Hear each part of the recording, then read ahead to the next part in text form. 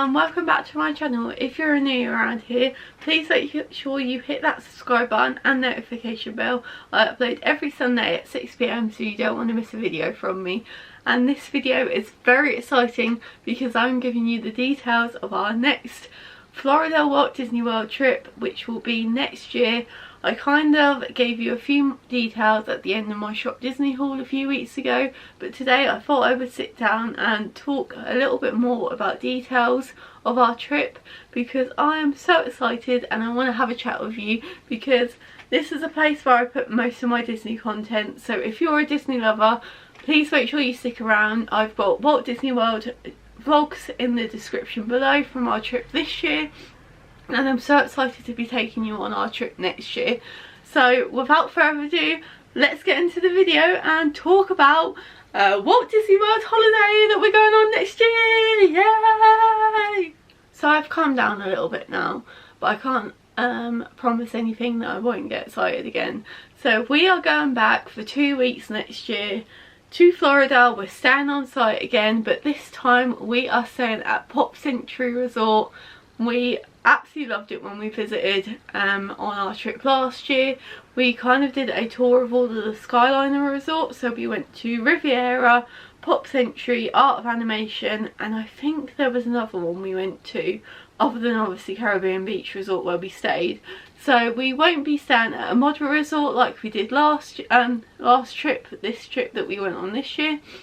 We are staying at a value one, but I feel like Pop Century could just tip over to a moderate because it obviously had the Skyliner, which we're so excited about. That was a big kind of perk of staying at Caribbean Beach Resort last trip, so we kind of wanted to stay at another Skyliner resort, and the fact that that's offered on a value resort at Pop Century just was a no-brainer to us. I know it's going to be a little bit more of a longer journey from Pop Century to the parks because obviously Caribbean Beach has the changing station for the Skyliner, but it's still going to make it so much easier for us to get to Hollywood Studios and Epcot that we just couldn't pass it up. And it was slightly cheaper obviously than our moderate stay at a Caribbean Beach Resort, so that's kind of where we wanted to stay because it is a little bit more of a budget trip in 2023. But Caribbean Beach Resort was just getting priced so high. We booked our holiday for 2023 actually through Walt Disney World Travel Company. They were coming up the cheapest. I work for the NHS, so I have a blue light card which enables you to get 5% off your Florida and Disneyland Paris holidays. So we ended up getting about £250 off our holiday, which we can obviously pass up. That is a massive perk to obviously being a worker within the NHS, so I kind of couldn't pass that perk up. So I would recommend, if you do have a blue light card, this isn't sponsored or anything, I'm just a big advocate for the blue light card because you save so much money on it. But I don't think a lot of people know that you can obviously use it on Walt Disney World holidays. So if you do have one, you only have to book the holiday on the phone because you have to quote a certain code to the person that are booking it for you. But it was such a pleasure talking to the lady that booked our holiday, and she gave us a few different prices for the different resorts we were kind of thinking of staying at, and it was just a no-brainer. So we are obviously flying to Walt Disney World next April and May. I can't remember if I told you that. We loved going this year at that time of year. The weather was good. The crowd levels weren't too bad. I don't know obviously if that's going to change because it would be a bit more normal next year with a lot more people obviously having their first trip since the C word and the pandemic and everything. So I'm not sure obviously if it's going to be any different because it will feel a bit normal, but we loved going around that time of the year. We loved Flower and Garden. We loved the crowd levels. It wasn't too busy. It was in the middle of Easter and obviously spring break and going into the summer months, so the weather was quite good. But we are flying with British Airways this time. We didn't have the best experience with Virgin. If you've watched my trip report video from last week, I kind of went into a few details about obviously our experience with Virgin, mainly on the flight back to the UK from Florida. so we kind of wanted to experience British Airways as a long haul flight instead. I've flown British Airways before, but that was to Paris. I've flown United to California, and I couldn't recommend them enough. They were probably the best airline I've flown with. I don't know if they fly to the Florida, so I never looked into that, but British Airways was the flight that was kind of like offered to us when we booked our holiday, so we went with those. I really like British Airways, so hopefully they are good for our flight to Florida.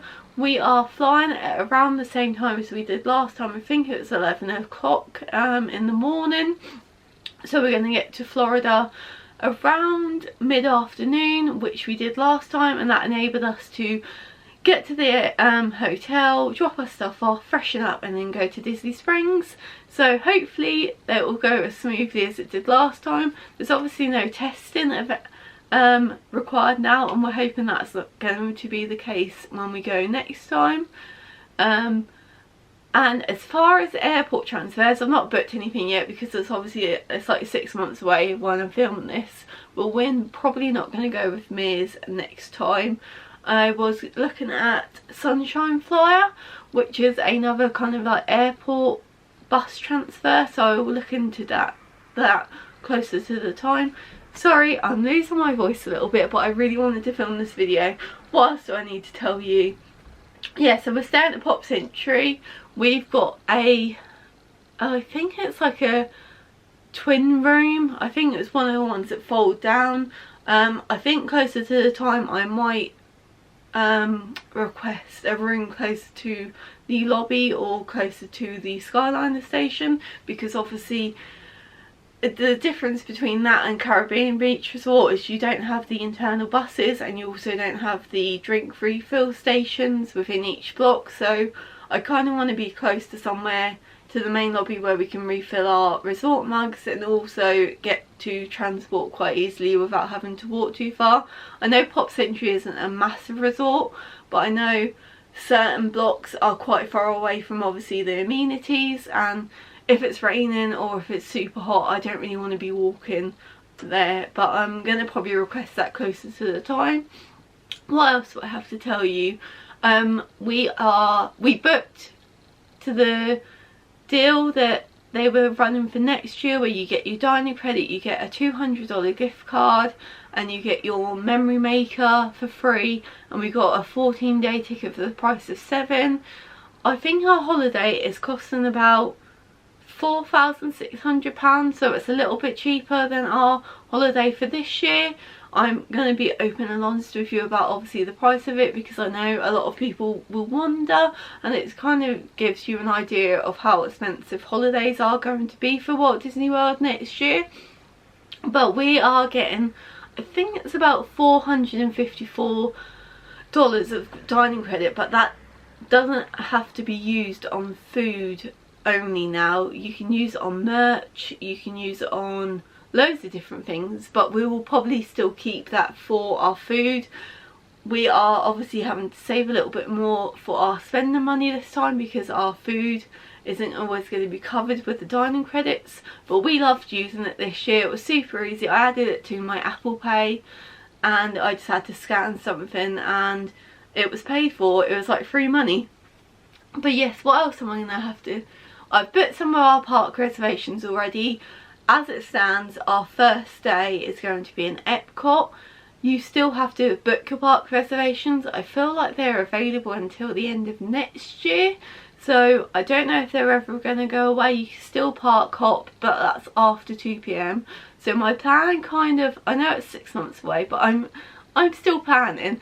Our plan at the moment is to do Epcot in the morning, go on Ratatouille, hopefully buy Guardians of the Galaxy because it will be open, and then go back to our resort via the Skyliner, chill for a little bit in the afternoon, and then go to Magic Kingdom in the evening, go to Casey's Corner for our dinner, and then hopefully watch Happily Ever After, which I'm so excited about. And the only other thing I will probably mention is this is going to be mainly a Walt Disney World holiday. We were in two minds about going to Universal.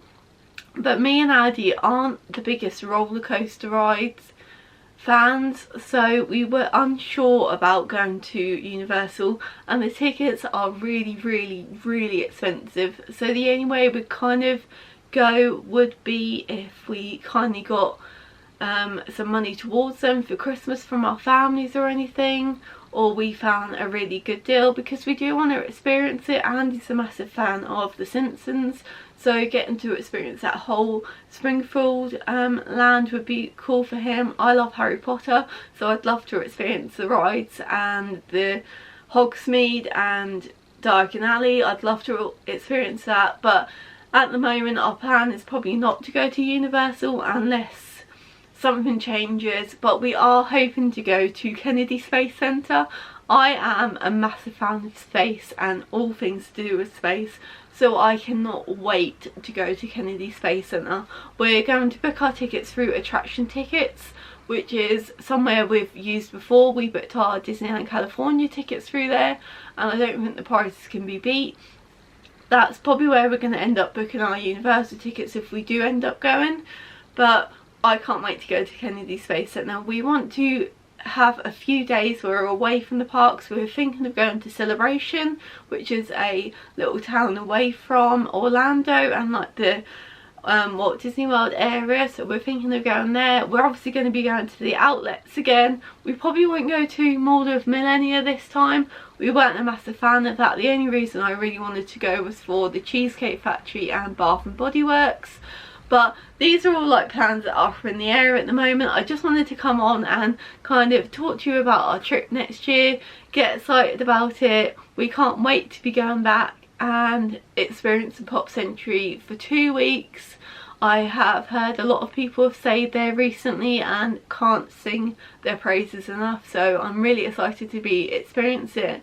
It's obviously going to be quite different in terms of theming and stuff compared to Caribbean Beach Resort. It's a lot more centered at like families, and the theming is a little bit more in your face, so that's going to be a bit different to kind of like the laid back vibes of the Caribbean Beach Resort. But we might visit there just for kind of like the nostalgia feels of kind of reminiscing about our trip from this year. But I'm so excited. I am going to be vlogging it again.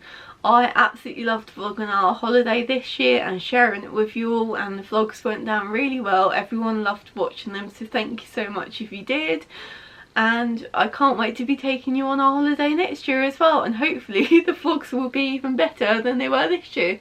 But thank you so much for watching. If you've got a countdown for your holiday to Florida, Disneyland Paris, California, Tokyo, Shanghai, wherever it is, if it's a Disney World holiday, Disney holiday, leave your countdowns in the description, the comments below, and we can have a chat, we can get excited. And until next time, until next Sunday, I shall see you later. Bye!